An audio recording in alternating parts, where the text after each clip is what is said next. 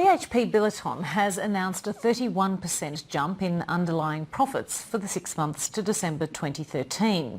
The result surprised the market and was driven by the new chief executive's focus on cost cutting and lifting productivity, getting more for less.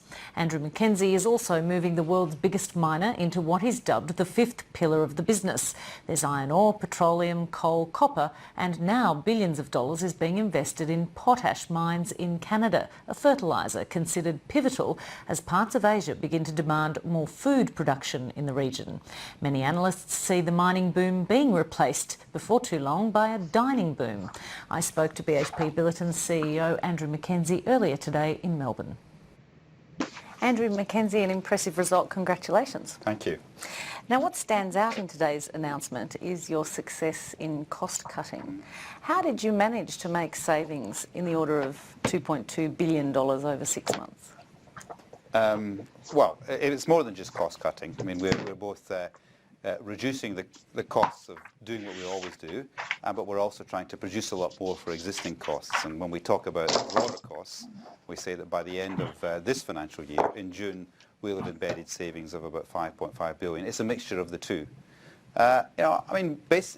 Basically, we just make it the prime focus of the company, and we do it in such a way that people feel, I think, good about it, because our main aim is just to make people feel they're more productive. And we have this charter which says that we want people to start each day with a sense of purpose and to end each day with a sense of fulfillment. And in order to achieve that, people should do their jobs better each day, and really that's what it's about. But it's got to be a bit more than that, I guess, because the quantum is so huge. What is it that you changed about the way you did things? Well, the changes had started before me. I mean, the previous team, of which I was a member, led by Marius, realised that the world was moving on, that in order to maintain our profitability and our margins, we were not going to be helped by price. We had to help ourselves by being much more efficient and effective at what we did.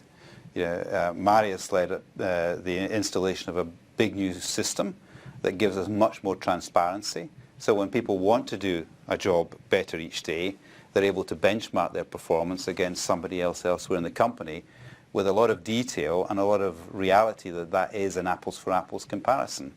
And so the first thing we did was really to say, we have to focus on the things that are really going to matter in the future.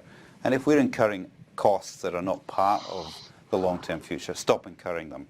That's the relatively easy thing to do. And then we're into more of the, how can I do my job better each day? How can I produce more? Or how can we actually produce the same but incur less cost? You've previously spoken about the need in Australia for what you called a new dialogue around productivity. What is it that you think needs to change about the way the issue of productivity is discussed?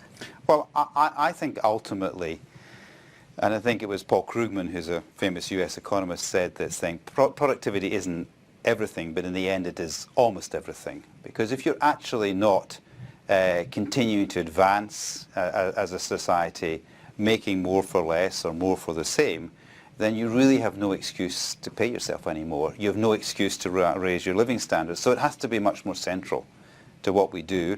And I think everybody, whether it's a business leader, and a lot of it falls on our shoulders, a union leader, or a politician, has to see, well, if you're not driving national income, if you're not driving productivity, then it's going to be very hard to lift the living standards of the people, who enjoy living and working in the country. So that has to be, in many ways, the centralising agenda. Now, the Treasurer, Joe Hockey, has